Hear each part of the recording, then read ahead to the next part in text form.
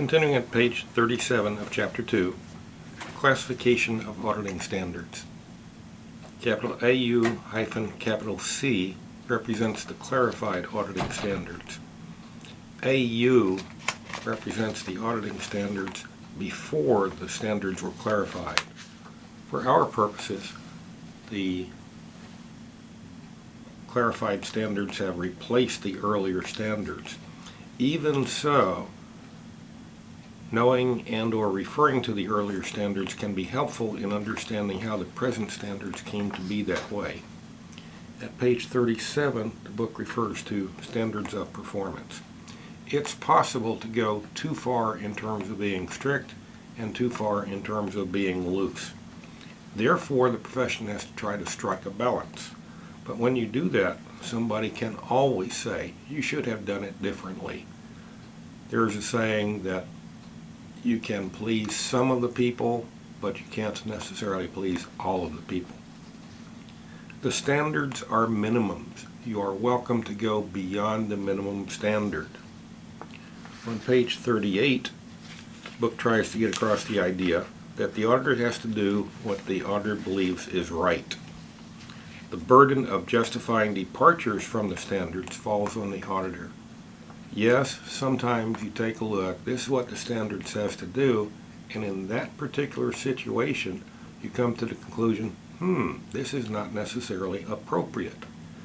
So, you should document what you did and why you did it, especially when what you did is different from what auditors usually do. Page 38, quality control is something required at the firm level, not merely the engagement level. If you take a look at SAS 25, SAS, 3 capital letters, SAS, Statement on Auditing Standards, number 25, a lack of any form of quality control means the firm is not complying with generally accepted auditing standards. So take a look at AS 1110. On page 39, there is a table there, 2-3. It has quality control elements. The element, leadership responsibilities for quality within the firm. We talk about tone at the top. So tone at the top is something we're looking at audit clients, but in any large organization, we can talk about tone at the top. So we can talk about tone at the top in a for-profit organization. We can talk about tone at the top in a not-for-profit organization. We can talk about tone at the top in a government organization. So, for example, I came across something that said that the mayor of Milton, Florida, had been the mayor for I don't know how many years. He was also on the boards of some nonprofit organizations.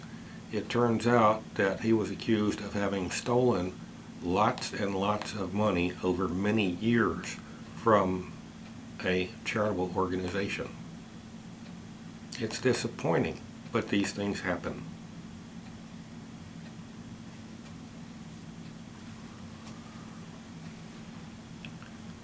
With regard to leadership responsibilities for quality within the firm should promote a culture that quality is essential in performing engagements and should establish policies and procedures that support that culture.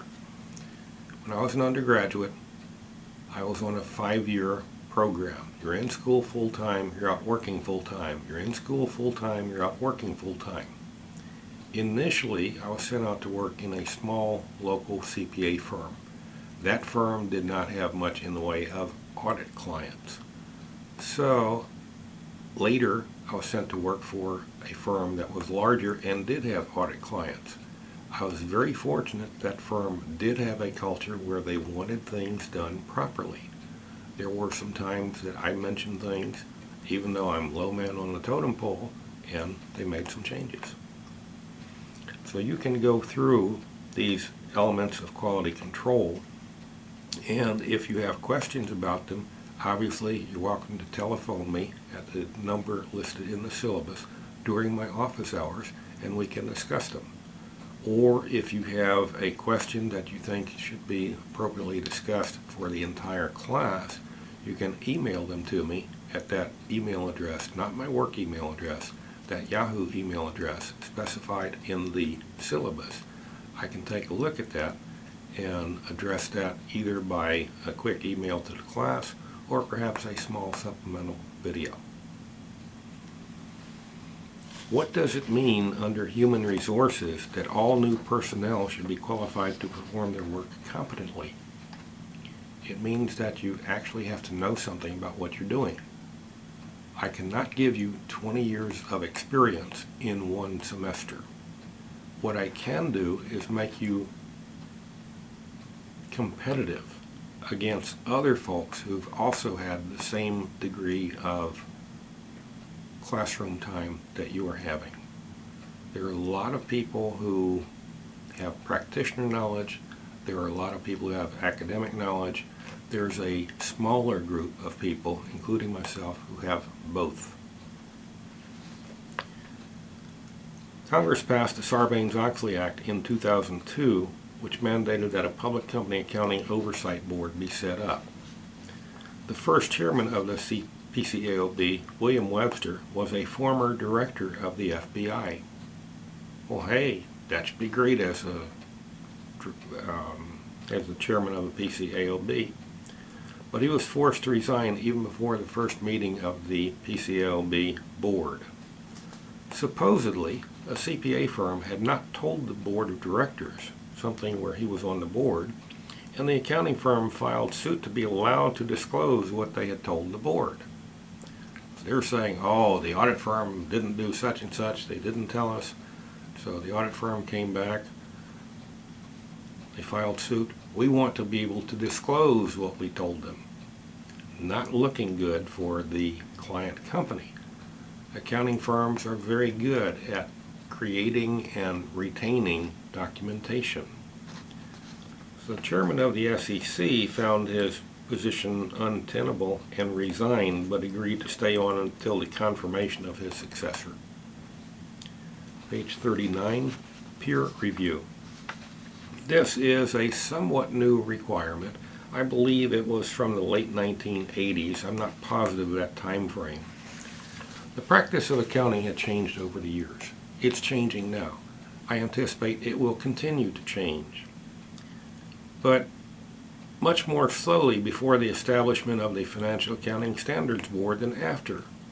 In fact, one reason for the FASB was so that they can get these pronouncements out. But then there was what's called a schism, S-C-H-I-S-M, in the profession. Again, you can look that up in the online dictionary. Pause this video if you need to.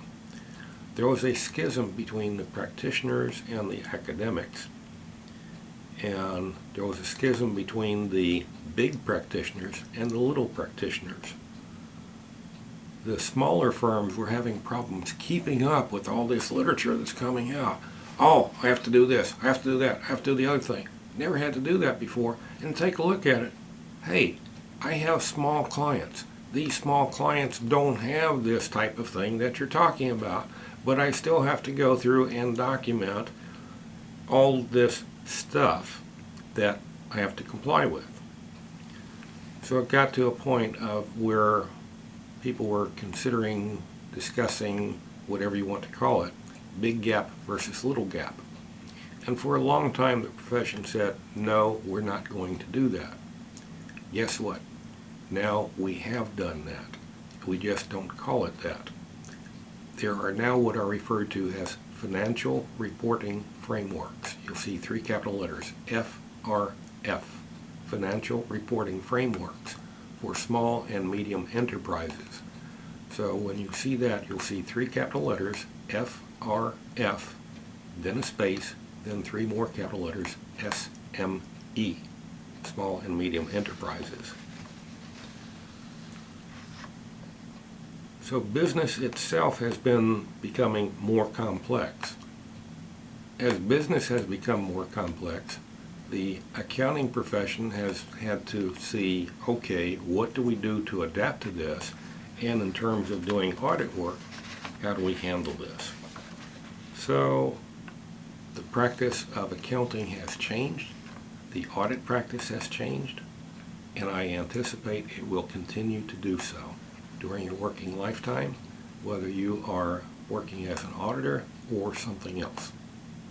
That is the end of this video.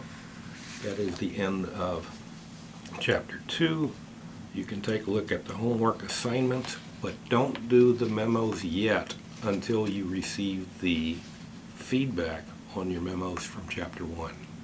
That way you'll be able to incorporate the feedback from that to redo your homework memos from Chapter 1 and then do your homework memos from Chapter 2.